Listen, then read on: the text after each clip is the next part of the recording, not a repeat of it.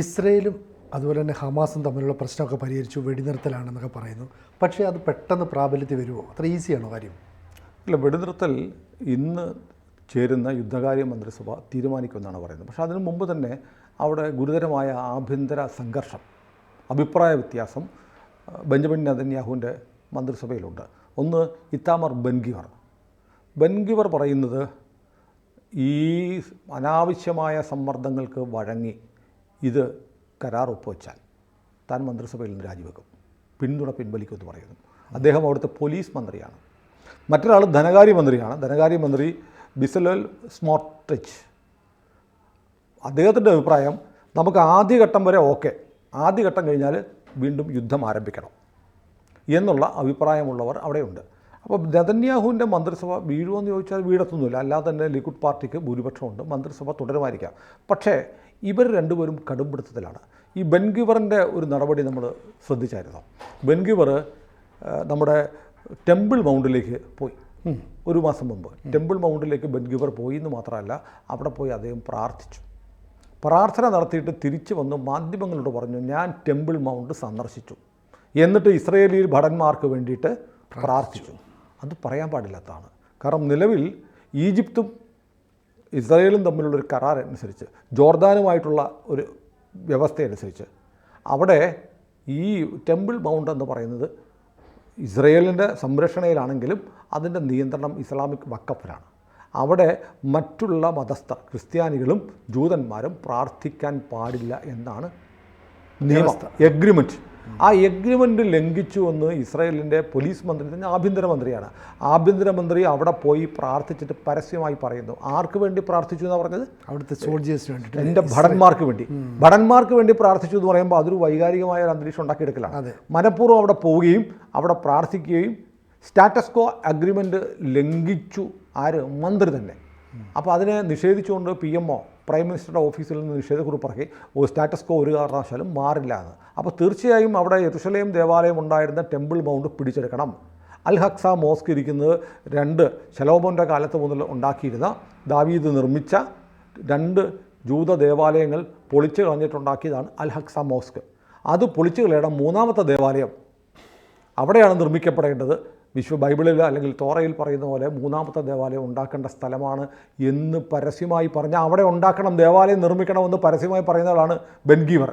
അപ്പോൾ ബെൻഗിവർ അന്ന് അവിടെ നടത്തിയ, ഒരു മാസം മുമ്പ് നടത്തിയ സന്ദർശനം നെതന്യാഹുവിനെതിരെയുള്ള വെല്ലുവിളിയോടെയാണ്. നെതന്യാഹുവിൻ്റെ ഈ അഴകുഴമ്പൻ നയമൊന്നും പറ്റത്തില്ല, ജൂത സംരക്ഷണത്തിന് വികാരത്തിനനുസരിച്ച് കർശന നടപടി എടുക്കണമെന്ന് അഭിപ്രായപ്പെടുന്ന ആളാണ് ബെൻഗിവർ. ഇനിയിപ്പോൾ തെരഞ്ഞെടുപ്പ് വരാൻ പോവാണേ. നെതന്യാഹു വളരെ മൃദു സമീപനമൊക്കെയാണ് എന്ന് പറഞ്ഞ് ഒരു പക്ഷേ നെതന്യാഹുവിനെതിരെ പ്രധാനമന്ത്രി സ്ഥാനത്തേക്ക് മത്സരിക്കാൻ പോലും ഇത്താമർ ബെൻഗിവർ വന്നേക്കാം. ഇതാണൊരു പ്രധാനപ്പെട്ട ഒരു രാഷ്ട്രീയം അവിടെ നിൽക്കുന്നത്. അപ്പം ഈ നെതന്യാഹുവിനെതിരെ തീവ്ര വലതുപക്ഷ പാർട്ടികൾ, കുറഞ്ഞത് 2 അതിതീവ്ര വലതുപക്ഷ പാർട്ടികളെങ്കിലും ഈ വെടിനിർത്തൽ കരാറിന് അനുകൂലമല്ല, എതിരാണ്. മാത്രമല്ല ഇപ്പോൾ പെട്ടെന്ന് ഇന്നലെ ഹമാസ് ഒരു നിലപാട് മാറ്റി. നിലപാട് മാറ്റിയത് ഇസ്രായേൽ ഇപ്പോൾ ഈ ഫസ്റ്റ് ഫേസിൽ ഈ ഞായറാഴ്ച വരുന്ന ഒത്തുതീർപ്പിന് തൊട്ട് മുമ്പ് ഒരു ജനവാസ കേന്ദ്രങ്ങളിൽ നിന്നും, വളരെ ജനസംഖ്യ വളരെ കൂടിയ ഗാസയിലെ ഒരു പ്രദേശത്ത് നിന്നെങ്കിലും ഇസ്രായേലിൻ്റെ സേന പൂർണ്ണമായിട്ട് പിന്മാറണം. ഒരു പ്രദേശത്ത് ഏതെങ്കിലും ഒരു ടൗണിൽ നിന്നെങ്കിലും മാറണം. അത് ദോഹയിൽ നടന്ന അമേരിക്ക മീൻസ് ബൈഡൻ്റെയും ട്രംപിൻ്റെയും പ്രതിനിധികളും ഈജിപ്തും ഖത്തറും ഒക്കെ ഉൾപ്പെടെ നടത്തിയ ഒത്തുതീർപ്പ് ചർച്ചയിൽ വ്യവസ്ഥയിലില്ലാത്തതാണ്. പുതിയൊരു വ്യവസ്ഥ ഇവർ രാത്രി വെച്ചു. അതുകൂടാതെ അവർ പറയുന്നു ഹമാസിൻ്റെ പലസ്തീനികളെ വിട്ടുകൊടുക്കുമല്ലോ തിരിച്ച്, അതിൻ്റെ ഡീറ്റെയിൽസ് പറയാം. തിരിച്ച് വിട്ടുകൊടുക്കുമ്പോൾ പകരം ഞങ്ങൾക്ക് ജയിലിൽ കിടക്കുന്ന ഹമാസ് നേതാക്കളെ വിട്ടു തരണം. പലസ്തീനികൾക്കൊപ്പം ഹമാസ് നേതാക്കളെ വിട്ടുകൊടുക്കണം. അതിനകത്ത് ഈ 2 വ്യവസ്ഥകൾ നേരത്തെയുള്ള വ്യവസ്ഥയിൽ ഒത്തുതീർപ്പ് ചർച്ചയുടെ കണ്ടീഷൻസിൽ ഇല്ലായിരുന്നു. അതിപ്പോൾ പെട്ടെന്ന് ഇവർ റൈസ് ചെയ്തപ്പോഴത്തേക്ക് ഇതിനകത്തൊരു മെല്ലപ്പോക്ക്. ഇസ്രായേലിൻ്റെ ഭാഗത്ത് ഇത് അംഗീകരിക്കാൻ പറ്റില്ല എന്ന് പറയുന്നു. അംഗീകരിക്കാൻ പറ്റാത്തതിന് 2 കാരണങ്ങളുണ്ട്. എന്തുകൊണ്ടാണ് മിനിമം ജനസംഖ്യ കൂടിയ ഒരു ടൗണെങ്കിലും ഇസ്രായേൽ പൂർണ്ണമായും മാറണം എന്ന് പറയാനുള്ള കാരണം ഹമാസിൻ്റെ ഭീരുത്വമാണ്. കാരണം ഹമാസിൻ്റെ ആളുകളൊക്കെ ഇപ്പോഴും ഭൂമിക്കടിയിലൊക്കെ ഒളിച്ചിരിക്കുകയാണ്. അവർക്ക് ഏറ്റവും ജനസംഖ്യ കൂടിയ ഒരു പ്രദേശത്ത് നിന്ന് സുഖമായി ജനങ്ങൾക്കിടയിൽ താമസിക്കാം, ജനങ്ങളെ ഷീൽഡാക്കിക്കൊണ്ട് മനുഷ്യ കവചം തീർത്ത് അവിടെ കഴിയാം. അവിടെ വെച്ച് അവർക്ക് റീഗ്രൂപ്പ് ചെയ്യുകയും വീണ്ടും കാര്യങ്ങൾ ആലോചിക്കുകയും ചെയ്യാം. അപ്പോൾ അവർക്ക് സ്ട്രെങ്തൻ ചെയ്യണം.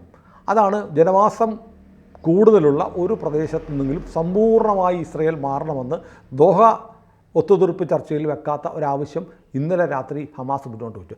രണ്ടാമത്തത്, ജയിലിൽ കിടക്കുന്ന ഹമാസ് നേതാക്കളെ വിട്ടയക്കണം. ഈ ഹമാസ് നേതാക്കളെ ഈ സമീപകാലത്ത് പിടിച്ചത് മുഴുവൻ ഒക്ടോബർ 7 ആക്രമണത്തിന് ശേഷമാണ്. അന്നത്തെ രക്തക്കറ പുരണ്ട ഒരാളെയും വിടത്തില്ല എന്നാണ് ഇസ്രയേലിൻ്റെ നിലപാട്. മാത്രമല്ല, ആർക്കെങ്കിലുമെതിരെ മർഡർ കേസ് ചാർജ് ചെയ്തിട്ടുണ്ടെങ്കിൽ, കൊലക്കുറ്റം ചാർത്തിയവരെയും വിടില്ല എന്ന് പറയുന്നുണ്ട്. പക്ഷേ ഹമാസിന് അവരുടെ ചില നേതാക്കന്മാരെ കിട്ടിയേ പറ്റുള്ളൂ. കാരണം ഹമാസിൻ്റെ ഇപ്പോഴത്തെ അവസ്ഥ, ഹമാസ് ഇപ്പോൾ ഒരു ചിതറിപ്പോയ ആൾക്കൂട്ടമാണ്, നേതാക്കന്മാരില്ല, നേതൃത്വമില്ല. അതുകൊണ്ട് ജയിലിൽ കിടക്കുന്ന കുറച്ച് ആളുകളെ കൊണ്ടുവന്ന് അവരെ ലീഡർഷിപ്പിലേക്ക് കൊണ്ടുവന്നാലേ ഈ സംഘടന പുനഃസംഘടിപ്പിക്കാൻ കഴിയുള്ളൂ. ഈ ഭീകര പ്രസ്ഥാനത്തെ പുനഃസംഘടിപ്പിക്കണമെന്ന് നേതൃത്വം വേണം. അതുകൊണ്ടാണ് ദോഹ ചർച്ചയിൽ ജയിലിൽ കഴിയുന്ന ചില ഹമാസ് നേതാക്കന്മാരെ വിട്ടയക്കണം എന്ന് പറയുന്നത്. ഇത് രണ്ടും അംഗീകരിക്കാൻ കഴിയില്ല എന്ന് ഇസ്രയേൽ പറയുന്നു. നെതന്യാഹുവിന് പറയേണ്ടി വന്നു. നെതന്യാഹു അതെങ്കിലും സമ്മതിച്ചില്ലെങ്കിൽ നെതന്യാഹുവിൻ്റെ നില വല്ലാത്ത പരിങ്ങിലാവും, ആഭ്യന്തരമായി. അപ്പോൾ ആഭ്യന്തര സമ്മർദ്ദം വല്ലാതെയുണ്ട്. അപ്പോൾ നമ്മുടെ തടവിൽ കിടക്കുന്ന ആളുകളെ മുഴുവൻ ഒറ്റയടിക്ക് വിടത്തുമില്ല. 3 പേരെ, ആഴ്ചയിൽ മിനിമം 3 പേരെന്നാണ് ഇവർ പറയുന്നത്. ഇത്തരം വ്യവസ്ഥകൾ അംഗീകരിച്ചുകൊണ്ട് എന്തിന് വെടിനിർത്തലിലേക്ക് പോകണം എന്നതാണ് ആഭ്യന്തരമായി ഉണ്ടാകുന്ന ഒരു പ്രശ്നം. മാത്രമല്ല, ഇതോടൊപ്പം നിൽക്കൂ, ഇപ്പം അമേരിക്കയിലാണ് വലിയ തർക്കമാണ്. ആരാണ് വെടിനിർത്തലിന് അവകാശി? ബൈഡനാണോ ട്രംപാണോ? ബൈഡൻ പറയുന്നു ഞാനാണെന്ന് പറയുന്നു. മാധ്യമങ്ങളിൽ വലിയ വിവാദം, അതിൻ്റെ അവകാശി ആരാണ്? അപ്പോൾ ട്രംപ് പറയുന്നു ഞാൻ പറഞ്ഞിട്ടുണ്ട് 20-ാം തീയതി ഞാൻ വരുന്നതിന് മുമ്പ് വെടിനിർത്തിയില്ലെങ്കിൽ എല്ലാത്തിനും നരകത്തിലേക്ക്, ലോകത്തിലെ ഏറ്റവും വലിയ നരകം ഞാൻ ഗാസയിൽ കാണിക്കും എന്ന് പറഞ്ഞിട്ടുണ്ട്. അതുകൊണ്ടാണ്, എന്നെ പേടിച്ചിട്ടാണെന്ന് ട്രംപ് പറയുന്നത്. അപ്പോൾ ഇത് രാഷ്ട്രീയമായി ചില ആളുകൾക്ക് മേനി നടിക്കാനുള്ള ഒരു സംഭവമായിട്ട് ഇതിന് മാറ്റുകയാണ്, പൊളിറ്റിക്കൽ ഗെയിമായിട്ട് മാറ്റുകയാണ്. പക്ഷേ ഇസ്രായേൽ ആവശ്യപ്പെടുന്നത് 2 രാജ്യങ്ങൾ തമ്മിലുള്ള പ്രശ്നമല്ല ഇത്. ഒരു രാജ്യവും ഒരു തീവ്രവാദ പ്രസ്ഥാനവും തമ്മിലുള്ള പ്രശ്നമാണ്. അതുകൊണ്ട് ഞങ്ങളുടെ രാജ്യത്തിന് പ്രതിരോധിക്കാനുള്ള അവകാശമുണ്ട്. ഞങ്ങൾക്ക് പ്രതിരോധിക്കാൻ വേണ്ടിയിട്ട് പ്രതിരോധത്തിൻ്റെ ഭാഗമായി ആക്രമിക്കാനും. കാരണം എതിരാളി ആയുധം എടുക്കുമെന്ന് ഉറപ്പുണ്ടെങ്കിൽ, നമ്മളെ ഒരാൾ കൊല്ലുമെന്ന് ഉറപ്പുണ്ടായാൽ അവൻ ആക്രമിക്കും മുമ്പ് അവനെ അടിച്ച് തീർക്കുക എന്നുള്ളത് ഞങ്ങളുടെ ലക്ഷ്യമാണ്. ഞങ്ങളത് ചെയ്യും.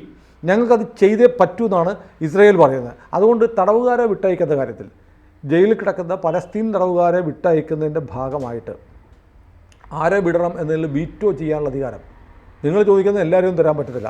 തരണം. ഒന്ന്, കൊലക്കേസിലെ പ്രതിയെ തരികയില്ല, ഹമാസ് തലവന്മാരെ തരത്തില്ല, ഒക്ടോബർ 7 ആക്രമണം നടത്തിയവരെ വിട്ടയക്കത്തില്ല. ഈ 3 കണ്ടീഷനിന് വിരുദ്ധമായി ആവശ്യങ്ങൾ ഉന്നയിച്ചാൽ ഞങ്ങൾ എതിർക്കും എന്ന്, അത് ഞങ്ങൾ വീറ്റോ ചെയ്യുമെന്നുള്ള അവകാശം ഞങ്ങൾക്കുണ്ടായേ പറ്റുള്ളൂ എന്നാണ് ഇസ്രായേലിൻ്റെ നിലപാട്. ഏതായാലും വല്ലാത്ത ഒരു കാലുഷ്യത്തിലേക്ക് പോവുകയാണ്. അമേരിക്കയെ സംബന്ധിച്ചിടത്തോളം ഈ കരാർ നടപ്പാക്കിയില്ലെങ്കിൽ അമേരിക്കയിൽ ബൈഡൻ്റെ മുഖം നഷ്ടപ്പെടും, ട്രംപിൻ്റെയും മുഖം നഷ്ടപ്പെടും. ട്രംപിന് പിന്നീട് ഇതൊക്കെ വേണമെങ്കിൽ മാറ്റി പറയാം, ഇവരാവശ്യമില്ലാത്ത വ്യവസ്ഥയുണ്ട്. പക്ഷേ വലിയ ക്ഷീണം സംഭവിക്കാൻ പോകുന്നത് ബൈഡനാണ്. ഏതായാലും ഇസ്രായേലിനെ സംബന്ധിച്ചുള്ള ഒരവസ്ഥ എന്ന് പറഞ്ഞാൽ, ഇസ്രായേലിനെ കുറിച്ച് ഇപ്പോൾ തന്നെ എല്ലാവരും പറയുന്നത്, ഇന്നലെ മീഡിയ വൺ ഞാൻ കണ്ടു രാത്രി, എന്തായിരിക്കും പറയുന്നുള്ളത്, ഇസ്രായേലിനെ വിശ്വസിക്കാൻ പറ്റത്തില്ല. കരാറുണ്ടാക്കും, കരാറിൽ നിന്ന് പിന്മാറും, കരാറുണ്ടാക്കും, കരാറിൽ നിന്ന് പിന്മാറും. ഈ ചരിത്രം ഇതപര്യന്തം പാലിച്ചു വരുന്ന, കൃത്യമായി പാലിച്ചു, കരാറിൽ ഒപ്പുവെക്കും, ആ കരാറിൽ ലംഘിക്കും. ഈ പാരമ്പര്യമാണ് ഇസ്രായേലിനുള്ളത്. അതുകൊണ്ട് പൂർണ്ണമായി ഇസ്രായേലിനെ വിശ്വസിക്കാൻ പറ്റില്ല എന്ന് പറയുന്നുണ്ട്. പക്ഷേ അമേരിക്കയിലെ 2 പ്രസിഡന്റുമാരും, ഒഴിയുന്ന പ്രസിഡന്റും വരുന്ന പ്രസിഡന്റും ഒരേപോലെ താല്പര്യം കാണിച്ചതുകൊണ്ട് ഇസ്രായേൽ വഴങ്ങിയേക്കാം എന്ന് പറഞ്ഞു. അവിടെ ഒരു പ്രശ്നമുണ്ട്. കാരണം ഈ കഴിഞ്ഞ ആഴ്ചയാണ് നെതന്യാഹുവിനെ വല്ലാതെ ആക്ഷേപിച്ച് സൺ ഓഫ് എ ബിച്ച് എന്ന് പറയുന്ന ഒരു വീഡിയോ ട്രംപ് തൻ്റെ സോഷ്യൽ മീഡിയയിൽ പോസ്റ്റ് ചെയ്തത്. അതിപ്പോൾ പറഞ്ഞതല്ല, 2020 കഴിഞ്ഞ തെരഞ്ഞെടുപ്പിൽ ട്രംപ് തോറ്റുപോയല്ലോ. ട്രംപ് തോറ്റുപോയപ്പോൾ ബൈഡൻ്റെ വിജയത്തെ അഭിനന്ദിച്ചുകൊണ്ട് നെതന്യാഹു ഒരു സ്റ്റേറ്റ്മെൻറ്റ് നടത്തിയിരുന്നു. അതിന് മറുപടിയായിട്ടാണ് സൺ ഓഫ് എ ബിച്ച് എന്ന് പറഞ്ഞ് നെതന്യാഹുവിനെ ട്രംപ് വിളിച്ചത്. ആ വീഡിയോ എന്തുകൊണ്ടാണ് ഇപ്പോൾ വീണ്ടും ട്രംപ് പോസ്റ്റ് ചെയ്തതെന്ന് പറഞ്ഞാൽ വളരെ സിമ്പിൾ ലോജിക്കാണ്. ഒരുപാടൊന്നും കനപ്പെട്ട ആലോചന വേണ്ട. എനിക്ക് നെതന്യാഹുവിനെ ഇഷ്ടമല്ല. ഞാൻ തോറ്റപ്പോൾ സന്തോഷിക്കുകയും ആഹ്ലാദിക്കുകയും ചെയ്തതാണ്. പക്ഷേ അതങ്ങനെയല്ല. ഒരു രാജ്യത്ത് പുതിയൊരു പ്രധാനമന്ത്രി വരുമ്പോഴത്തേക്ക് അതിനെ അഭിനന്ദിക്കുക എന്നുള്ളത് അമേരിക്കയും ഇസ്രയേലുമായിട്ട് ഇത്രയും വാംതായിട്ടുള്ള റിലേഷൻ ഉള്ളപ്പോൾ സ്വാഭാവികമായി ചെയ്യേണ്ടതാണ്. പക്ഷേ ട്രംപിനെ സംബന്ധിച്ച് ഇത്തരം കൊച്ചു കാര്യങ്ങൾ പോലും ഒരു പക പോലെ കൊണ്ടു നടക്കുന്ന ആളാണ്. നെതന്യാഹു ഇനി വേണ്ട എന്ന് ട്രംപിനൊരു തോന്നലുണ്ടോ? കാരണം അവിടെ ആഭ്യന്തരമായി വലിയ അലിഗേഷൻസ്, അഴിമതി കേസുണ്ട്, ട്രംപിനെതിരെ നെതന്യാഹുവിനെതിരെയുണ്ട്, നെതന്യാഹുവിൻ്റെ ഭാര്യ സാറയ്ക്കെതിരെ അഴിമതി കേസുണ്ട്, അതിൻ്റെ വിചാരണ നടന്നുകൊണ്ടിരിക്കുകയാണ്. ജനവികാരം നെതന്യാഹുവിനെതിരാണ്. ഈ യുദ്ധം നടക്കുന്നതിന് ഒക്ടോബർ 7 മുമ്പ് നെതന്യാഹു രാജിവെക്കണമെന്ന് ആവശ്യപ്പെട്ട് വലിയ പ്രക്ഷോഭങ്ങൾ അവിടെ നടന്നിരുന്നു. പിന്നെ ഇതിനകത്ത് ഈ യുദ്ധത്തിൻ്റെ കാര്യത്തിലും അമേരിക്കയ്ക്ക് വഴങ്ങിക്കൊണ്ട് പല കാര്യങ്ങളിലും വിട്ടുവീഴ്ച ചെയ്യുന്നൊരു നിലപാടാണ് നെതന്യാഹു എടുത്തതെന്ന് അവിടുത്തെ തീവ്ര വലതുപക്ഷ പാർട്ടികൾ, ഇത്താമർ ബെൻഗിവറിൻ്റെയും ഒക്കെ പാർട്ടികൾ പറയുന്നുണ്ട്. അങ്ങനെ ഇരിക്കെ ഇങ്ങനൊരു കരാർ ഒപ്പിട്ട് അതിലൂടെ ഇസ്രയേലിനൊരു ചെറിയ ക്ഷീണം വന്നാൽ അത് നെതന്യാഹുവിൻ്റെ കഥ കഴിക്കുമെന്ന് ട്രംപ് കരുതുന്നുണ്ടോ?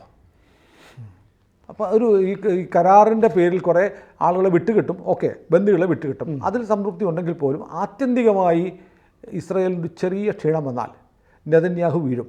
അപ്പോൾ ഞാൻ അടുത്ത ആളെ ഞാൻ സപ്പോർട്ട് ചെയ്യാം, ഇവന്മാർ ഇപ്പോൾ ഉണ്ടാകുന്ന വീഴ്ച പരിഹരിക്കാൻ വേണ്ടിയിട്ട് ഞാനൊരു നിലപാടെടുക്കാം എന്ന് ട്രംപ് കരുതുന്നുണ്ടോ എന്ന് സംശയിക്കുന്നവരുണ്ട്.